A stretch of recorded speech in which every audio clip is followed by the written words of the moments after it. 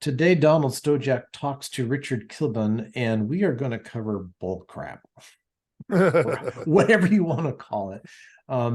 I've really enjoyed getting to know Richard the last few years, and he not only is one of my very well-read friends, but he's one of my most skeptical friends, and I That's funny. appreciate that quality in him.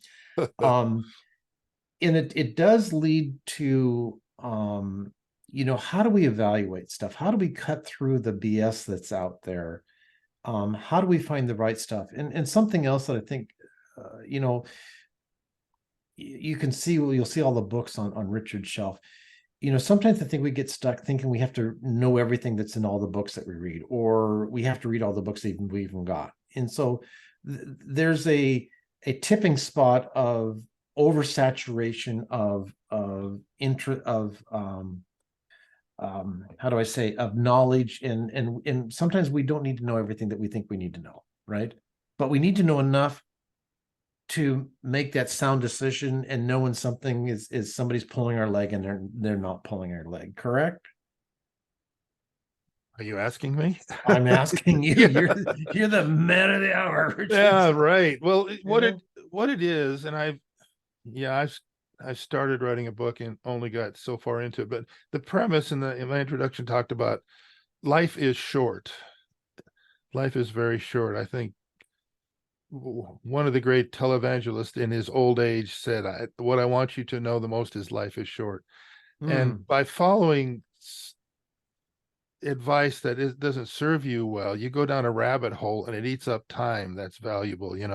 I've spent years following some of the wrong ideas that didn't work out for me, not weeks or months, but years, just chasing things that weren't working. And some of those were experts.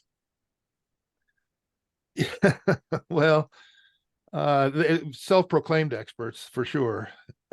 Yeah.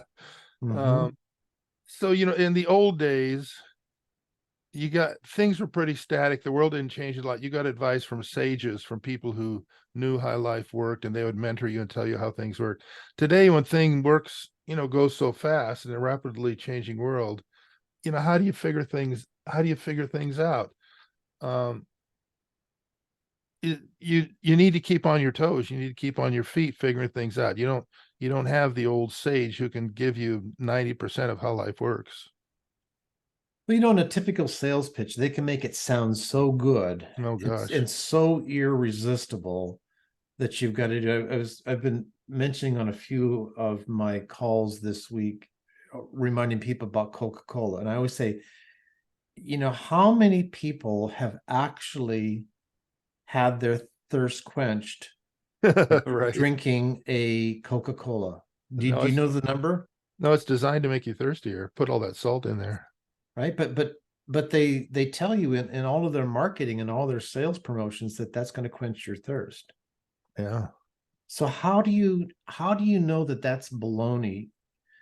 And or is it baloney? Or is it if we believe it quenches our thirst, it will quench our thirst, even though it's a sugary can of syrupy soda water. Well, there's two sides to the internet. There's a lot of just absolute bullshit going on the internet because people get in their echo chambers and the algorithms are designed to feed you what you already believe. But you can take an active role. In fact, if I want to know something's true, I'll list the idea and I'll ask the question, is it bullshit? And very often you get some pretty thoughtful responses off the internet. What Microsoft has done now with Bing, I'm starting to like because they've incorporated AI into their search engine, which is really interesting. You can ask a lot more sophisticated questions than you can on Google. But look, you can use the internet to your advantage. I've got a friend who on Facebook, he posted some, I'll try not to get political, but he posted some stuff that is absolutely the truth. And he wanted to make damn sure I was going to buy it. So I said, Harold, give me your sources. Where'd you get it? So I looked it up, and what he had done is cherry picked out of an article the stuff that supported his viewpoint and taken it out of context and not presented the whole context of the idea. So, Richard, I was on the debate team in high school, and we were trained to do that. yeah, Come on. You know what I mean? Whatever, and we had to argue both points. I mean, I think the benefit of being, learning that in high school is we had to argue oftentimes points that we didn't agree with, but Yeah. we cherry picked. Yeah, that's right. So Well, what's wrong with that? now what's wrong with I'll get it going straight to your debate issue. Adam Grant wrote a little piece about a world champion debater who was very famous for being a champion, and he did it different than other people. He didn't go after the guys, and he didn't try to prove him wrong. He would agree with the other guy the other time, and he'd say, that's a good point. You've kind of got a good point. You kind of that sort of makes sense in this context. He's very balanced in his presentation. He's a world champion debater. He didn't attack other people's points. He would sort of work with it and kind of work around with them and not attack them. So what's wrong with cherry picking? In the long run, it doesn't work. In the big picture, it doesn't work. A man convinced against his will is of the same opinion Right. still. Right. David, did you have a comment question? I had a comment I wanted to throw on Richard. That I found that over the years when I'm discussing stuff with someone and become a little more combative, whatever he says next, I try to find some point in what he said to agree with. Because when I say, you're right, and then even if I shift and tell him how he's wrong, because I know you're right in front of it, it disrupts his pattern and he's not able to continue on arguing as vehemently as he had in the past. So it was just a little tip I had found out in my life that worked out that I might throw into the group there for free. Yeah, that's very good. I bet Tony, in your work over the years too, it's like, I've studied FBI hostage negotiation. I mean, basically you get on their side of the fence, right? And Yeah, pretty that's how soon, it's like walk me down the road.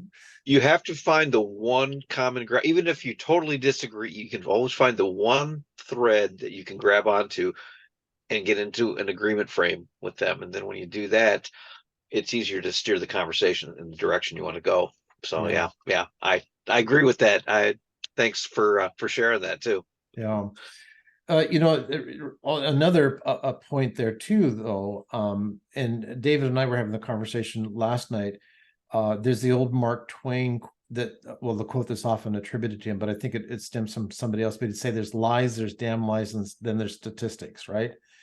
So how do you get past the lies, the damn lies, and then the statistics? Because you've got the black and white, but even then sometimes that doesn't get you past the BS, Richard. How do you really find it out?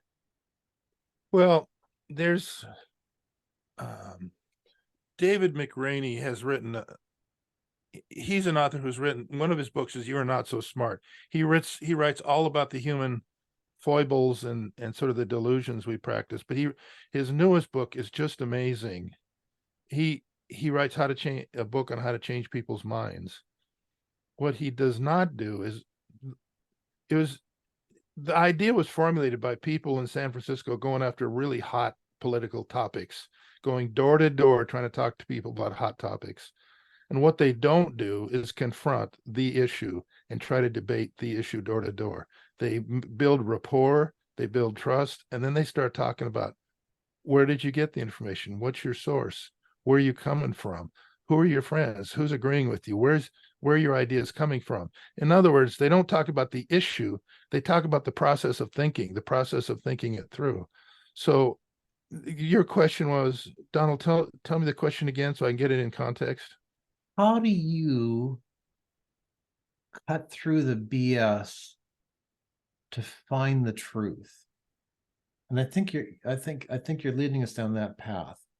So it is getting down to, because we're all opinionated. Let's face it. The decisions that we make are based on so many life experiences, right? And we're not objective. We are very subjective animals. So in the conversation, what you're saying is, rather than confronting it, is really dig into the process that they went through to get that. How are you thinking? How'd you get there? Respecting that, but just they'll do that and then walk away, and they still won't argue that point. They'll leave the door open is what they'll do. But to get, first off, all right, the first thing, so David, there's so many books now on our delusions, our fantasies about ourselves. The first step is to understand that our thinking mechanism is just full of errors.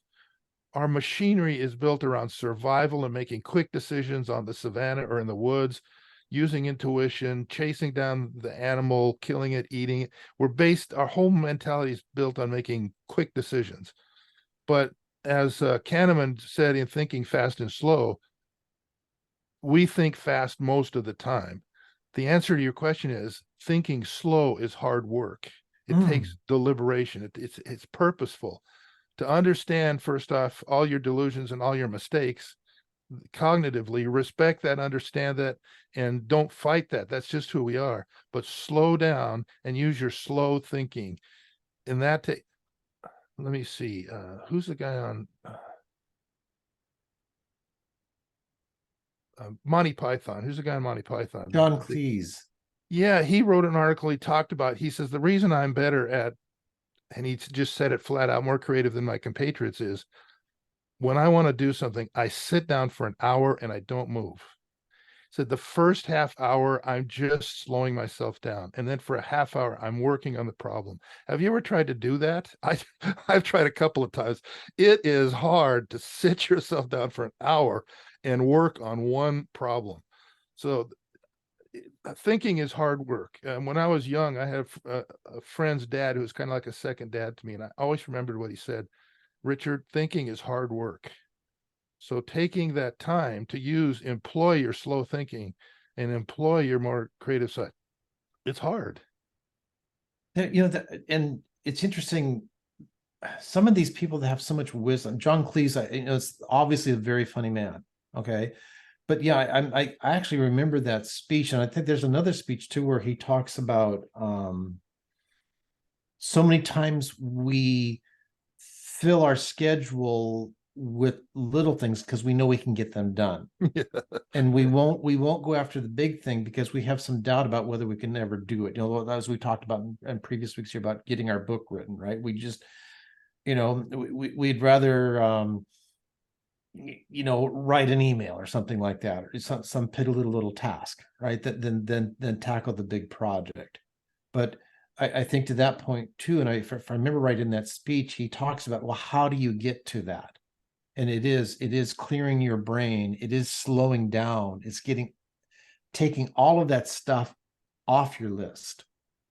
Right? Yeah, people like Warren Buffett, he's famous for his investment philosophy is don't make mistakes, don't lose money. You'd think he's all about getting the big win. He's about not making the big mistake. And people like that, they write about them. Their big objective in life is to get rid of stuff.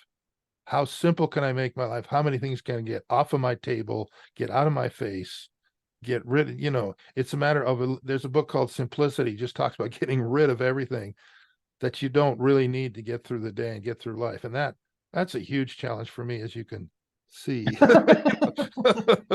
Getting rid of stuff getting rid of the little things, Don, exactly what you said, getting rid of the little things. Mm-hmm. And you and I have talked about, coaching executives and stuff. One of the hardest things you do with an executive is to get them to stop working in their business and get them to work on their business, getting rid of all the little things that just engage you. Less busy. We should have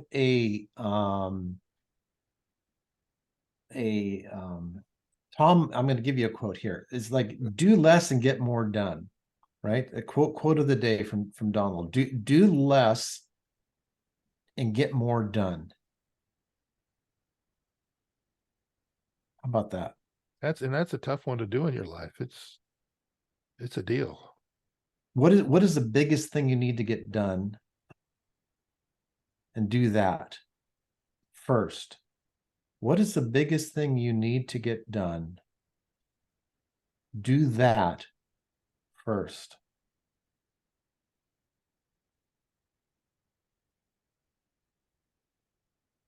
And that is, I'm reading some new stuff on getting things done. because that's, you and I, Donald, have talked. I'm struggling to sit in LinkedIn and get things done. They talk about chasing motivation and chasing a lot of the pop psychology things is not working. What they're talking about that works is getting comfortable with being uncomfortable. They talk about actually doing things in your life that are just uncomfortable for the sake of being uncomfortable, to learn how to be uncomfortable. In other words, instead of waiting for the big motivation, the big idea, do the thing that is a little bit learn to be comfortable and like getting into a situation that's uncomfortable. That's what it takes to tackle that.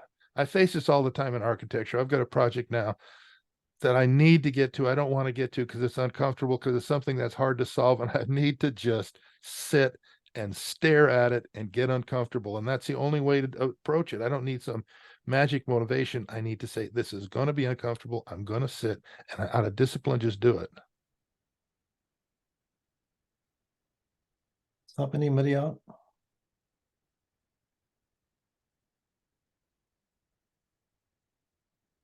So many times when I started getting into online marketing, everybody was, well, they still are, right? And it's like, what's the magic formula? What are the magic words? What is this magic sequence of emails or click-throughs on a website funnel, right? Are you ready? Do you want to know? Do you know what it is? There ain't one. There's not. There isn't one. Right? It's just not. And we're all chasing it, and all the gurus and all the experts, they get you to buy into their system because they say they have it. But do they?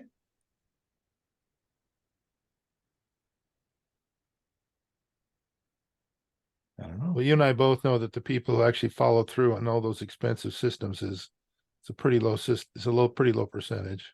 Mm-hmm. And how about the people who actually get results from those systems? Yeah.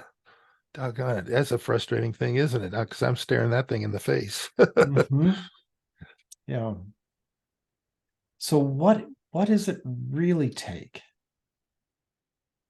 It's a mind. I was thinking about this because I know we're going to talk about this. Look, I've got next to me a mind, because I've been thinking about this for a day. So you know what I do, Donald? I've got a mind map full of stuff. And I can't sit here and ask people on this call, go read that stuff. Mm-hmm. I'm obsessed with finding memes that aren't the truth. I just love the subject. I just love books that sort of look for the truth, but that's me. So how do I encapsulate that in just one saying or one statement? You can have just that one mindset of, I'm going to check it out. Think Again is a wonderful book that was just written about, don't trust yourself the first time around. Think again. Go back over what you think. Check it out. That's the mindset you need to have, is think again. It's only one not mindset you need to adopt. It's only one thing you need to do is, I'm going to check it out. There's a word that I like called credulous. Credulous means people who believe anything at the surface. They easily believe it. I like that word because it describes the Western culture essentially right now. Credulous, man. Somebody said it on the internet. My friend said it. Basically, we believe what our friends believe. That's basically how people operate. I won't get too political, but there's a gigantic cult in America. People just believe in what somebody says. But if you stop and think again, stop yourself and just look a little bit farther. That's the only thing you need to know. It's the only thing you need to adopt. I trust books because it's hard to write a book. And if somebody writes a book, they worked hard at it. They thought it through. They really thought about it.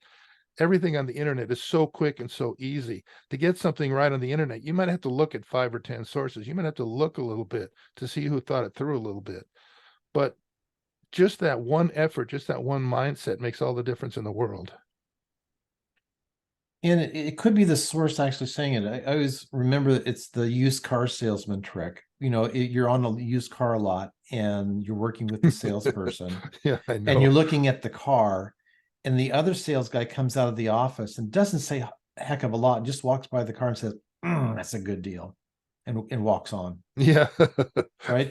And it has an effect on us, right? Or he says, dang, look at those incredible tires. Yeah, we are so affected by emotions. Right. So you've got to stop and go, where did that guy come from? Oh yeah. Right. Oh yeah. Why is he saying that? Right. And but we don't, as human beings, we don't. I mean, my son just bought a car a few weeks ago, and it came down to, hey, those tires look pretty doggone good, don't they? Right. Sold the car. And right, because he needed to make a decision. And I just took him outside, and I sold him on the car, I guess, in a sense, because I wanted to get the heck out of there. He needed to buy a car, and doggone it, there's one sitting there. So it's like taking him outside, because he wanted a gray car, right, with the black wheels. And so they had a couple on the lot, but they weren't quite, the model, whatever. But they had a blue one on the showroom floor with black wheels, and he wasn't going to get a blue one. He was going to get a gray one, right? He's been looking at gray. And I walk him back outside, and I say, those black wheels, that they really look good against that gray, don't they? He says, oh man, they really look good, but they just pop next to that blue. Right? And that was all it took. Does that make sense? And so we walk back in the showroom, and he takes a second look. You're saying, think again, right? Because he had passed that car by, and he thought again, like, oh dang, what I really want is those black wheels to pop. And yeah, against the gray, that looks pretty cool, but man, against that blue, they really look cool, right? So think again. And that's not a bad thing. That was a good decision, but it required him to stop, correct? Think again. Now, the source of the information was Dad and not the other sales guy, right? Okay. So where is that information coming from? But Dad has my self-interest in mind. Yeah. Dad's the guy I want to listen to. So are you listening to the voices?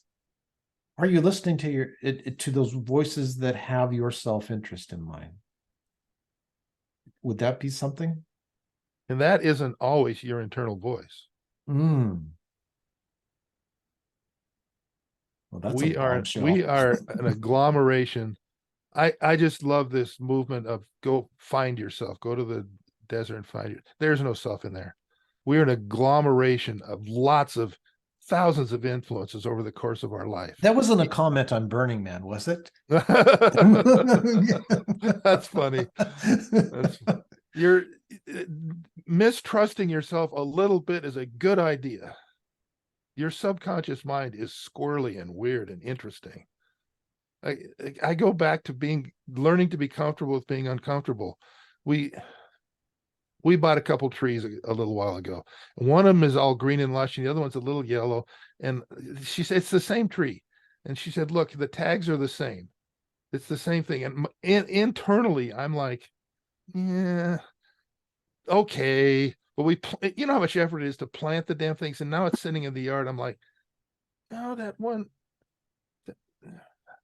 I didn't stop myself and do the uncomfortable and hard thing of saying, now wait a minute. Then now it's the leaves are a little brown, they're a little yellow. I'm like, oh my God, it's in the ground. I didn't stop and do the uncomfortable thing of confronting the issue. So I returned to the theme of learning to be comfortable with being uncomfortable. It's such a huge benefit in life. Even being uncomfortable with questioning your own thoughts, taking the time to slow down. So success is not about getting everything worked out. Success is not having all the answers. Maybe success is actually coming up with more questions that don't have answers for them. Absolutely. You and I have talked about this. We've even done a video on it. There's things you don't know, and you're interested to find out. But there's things you don't know. You don't even know you don't know them. So you're not looking for it.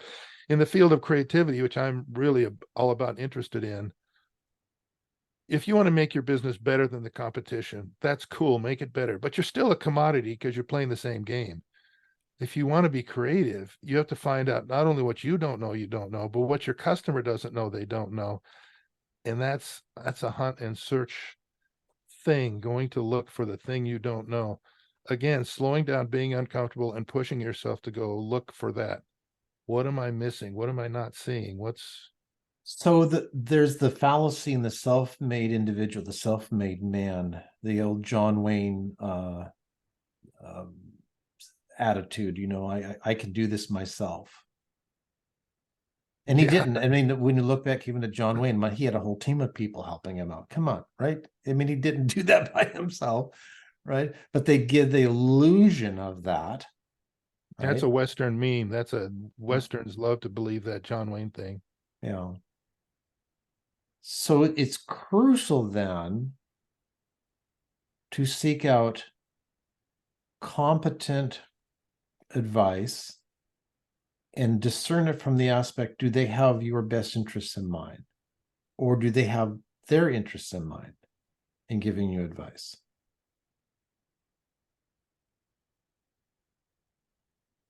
And it's a moving target. Yeah. Well, yeah, it's what do I want to say? There's a lot of Western memes, a lot of beliefs in the culture, like positive mental attitude. Research shows that that stuff's not healthy and doesn't work. A lot of things we believe that lead us down paths that aren't productive for ourselves. So you got to stay on your toes, not just with the big issues. Again, think again. And then maybe double down and think a third time. Maybe Yeah.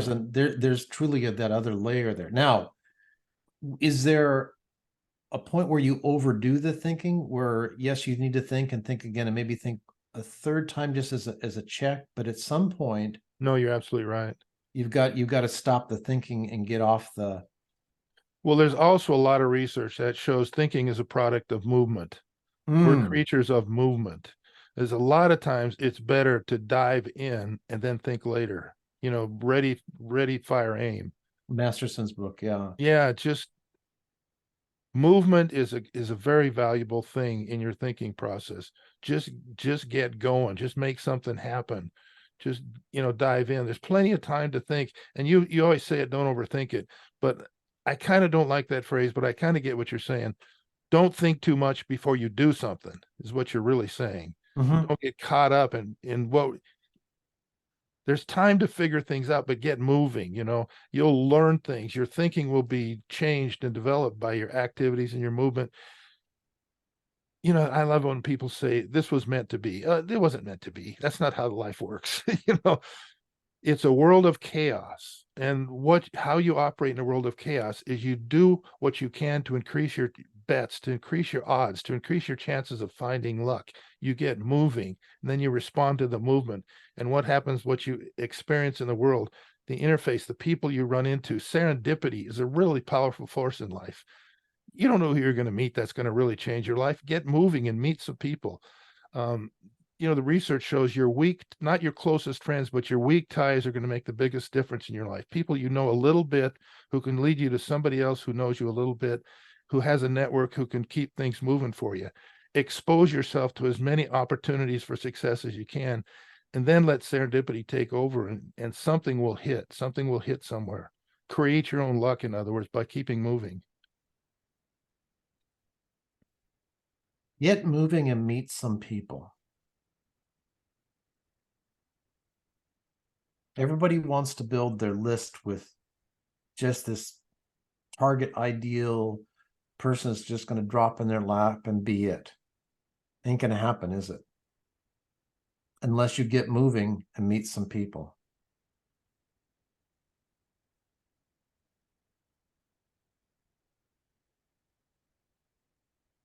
Yeah, Scott Adams, who's the Dilbert guy, has a lot of books, and he talks about how planning your life out doesn't really work. He says, create systems that give you opportunities. Go about life systematically. Create systems that get you exposed and get you opportunities. It's a little scary. Again, it's a little uncomfortable. It takes a little bit of faith to just see what the world's going to do for you. Think about riding a horse. Yeah. Now, Terry, did you hear that? Donald is thinking about it, right? Okay, thinking about it. Someday I'll share you guys with the videos of my daughter falling off her horse and falling into things. You know, and that's enough to stop you in your tracks. You know, it's like I think she's gonna have this blooper reel of her taking out these poles and stuff as she falls off her horse. You know, it's just like, but it's inevitable. It's being uncomfortable. I think for me, see that's something I would be very uncomfortable on a horse. I know the first thing to do, right? Well, I can feed my horse carrots, and I know how to hold my hand so the horse doesn't eat my all the way to my elbow, you know, and I know to watch her ears. If her ears are forward, she's ready to get me a carrot. If her ears are back, give her some space, right? But it's finding that stuff that maybe is intimidating to you, a little bit scary, and attempting it, or at least thinking about attempting it, right? Put it on your list. What is it? Right? What is that thing? What is that thing you can reach out and touch that just challenges you a bit to ask a different question? Right? That makes sense? Be out of your comfort zone, basically. Yeah, John, look, I think yes, it is, and it's probably pushing past your comfort zone, getting out of your comfort zone and pushing past your comfort zone and to that new level.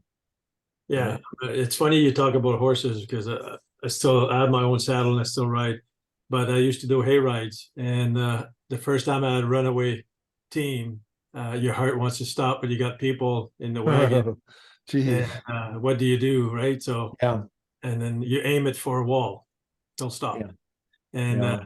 then the guy that was training me, the old guy, he was laughing and said, "You passed your first test." I said, "You son of a whatever." I won't repeat what I said, but at the time I had all the thing tied to my hands and pulling hard and Yeah. didn't do anything. And it's like in the movie. So you aim for a wall basically, and they'll stop before they hit the wall. But until you live that moment, you don't know how you'll react, right? Yeah. So now the guy that the couple of accident happened one time, the pole came down, and so now the guys start to trust you, but then you start to trust yourself, right? You have a mentor, but you'll never know how you're going to react until shit hit the fan, basically. Yeah. So, And sometimes it's taking a step towards it, right? You don't have to, you don't have to be all in on something. It is like Richard said, get moving, and do something. Get moving and meet some people. Get moving and do something. I just about a week ago, I helped turn horses out of the barn because there was nobody. Everybody had left and they forgot to turn the horses out, right? And there's about 30 horses at the barn where we have our horse, and they'd all gone down to the ocean with horses, and they call us and say, "Hey, we forgot to turn the rest of the horses out." We're all halfway to the coast, and I went and helped, and I actually put, I'm going to get the terminology right, the halter on the horse myself and let it out of its stall and down the lane to the open pasture and let it go. That was a big thing for me, right? That was getting moving. I didn't get on the horse, right? But I mean, it's like that, Jean-Luc, I mean, that horse could have done anything, and I don't know what to do, right? I mean, my daughter told me enough. She says, don't wrap that rope around your hand in case it does take off, right? Because you'll be going down the road, involuntarily. I mean, make sure you can let go if they do take off. But it is getting moving in that direction, right? Tom has been going to a lot of meetup meetings and networking and stuff. And I remember when I was younger, going to meetings. I'm an introvert, right? And getting moving and meeting some people. Well, the first step is to getting in the room with the people, right?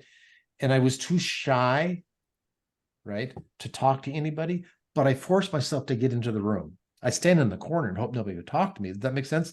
But I took that first step to get into the room. Okay, take that first step. Make yourself a little bit uncomfortable. I remember walking back out of the room and getting in my car and you know, and now I can go into that room and own the room. But I didn't start there. I didn't start there.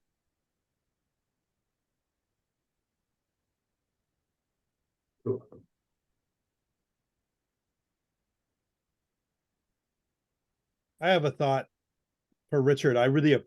Richard, this is great. I think one of the things about, I'm so glad you said the word movement, because almost 99% of the time, if I have some issue, if I get up and walk around the block, or I pick up my sticks and I drum a little bit.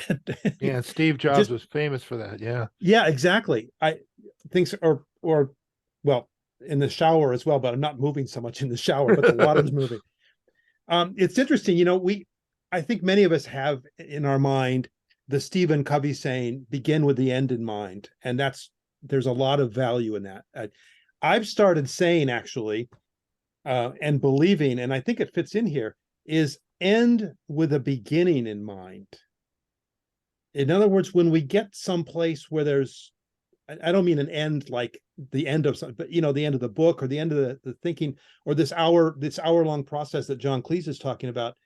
What we're doing in that is now we maybe know what's next, what the next piece is. And maybe that shift for me is working, actually. I just toss it out there because I think we're so locked into this outcome, and outcomes are really important, don't get me wrong. And if we stop there, then what do we do next? Yeah. Well, one of the secrets to begin with the end in mind, I like the idea of beginning with the purpose in mind. People will fight over ideas and solutions and things. My idea is better than your idea is better idea than, anyway, we can fight over how I think it should get done. But what you'll find is, if you'll talk to a group of people, and I've done this professionally for years, you can find a common purpose that people will agree on. They may disagree how to get there, but you can almost always find that's the purpose we're after. Now, thinking that way cognitively and mentally, if you think I'm holding to that purpose and I'm pursuing that purpose, but I don't care how I get there, now you're a flexible thinker. You're willing to explore options. You're willing to explore your values. Maybe I'll change my values. Maybe I'll change my feelings. Maybe I'll change my measures. But if I hold to the purpose and go about the task of figuring out how to get there any way I can, now you're a flexible thinker. And you can, if you can, we talked earlier about, finding some commonality with people you're trying to deal with. If you can find a common purpose that you share, you've made a tremendous amount of progress in moving forward as a group or as a team or as two individuals working together. It allows you flexibility after that.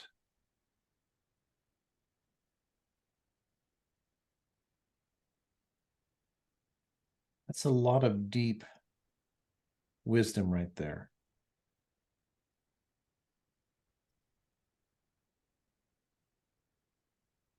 Learn to be a flexible thinker.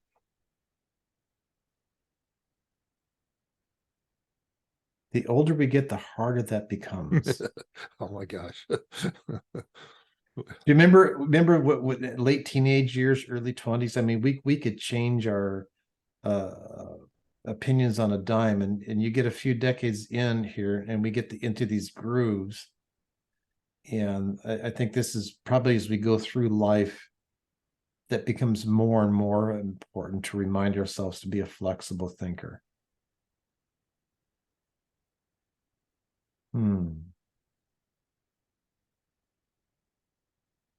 Don't get stuck. Don't get stuck in your zone, right? If you know what the big thing is, your big values or your big purposes, and you don't care how you get there, it's a playground now. Mm-hmm. It's a playground. How does that work? What would happen if I did that? What would this be like? What if it's a playground? What if you got some of the bigger issues established in your head? Mm-hmm. Any other comments, questions? I think this has been a very enlightening session, my friend. I really appreciate your book reading. I always tell people, I got this friend that reads all the books for me. Marisol. Can you hear me? Because I don't have my microphone today. I gave a yoga Yeah. class last night. I had to move it. Anyways, I wanted to mention that I just did yesterday something with a partner about making decisions. Mm. And she offered this system called Tetralemma. I'm not sure if any of you is familiar, Tetralemma, which I got it because you mentioned Richard, I think it was you who said the positions. So it basically takes you, when you have two choices, you stay physically in one point, and then you go like 2 steps back, and then you pretend deciding for one of the options that you have. And then it makes you feel like, how would it look in 10 days? How would it look in 10 months if you decide that? And then it helps you to go to another location inside the room where you are, and then you look at differently. So the change of position physically helps with your mind grabbing the sensations in your body that you would feel if you would take whatever decision or option. And it takes you to 4 of those, like could be both options, none of them, you know, and it's really interesting. I did it yesterday. It helped me a lot. Excellent.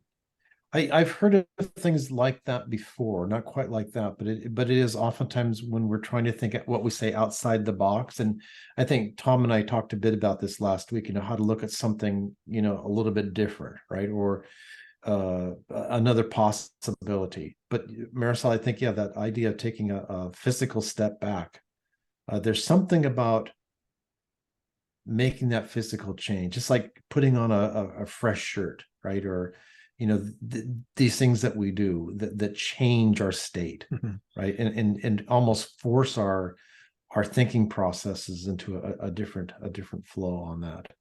Thank you very much. That's really, really good. Really good. We are up against our time limit here, Richard. We could probably go on all day on this. And I really appreciate your insight there, and everybody else that contributed, and then some of you just contributed just by absorbing this and taking it out and doing that. So really good stuff. Thank you. Hey, thank you for having this conversation. You know how much I love these kind of conversations, Donald. Yep, I do.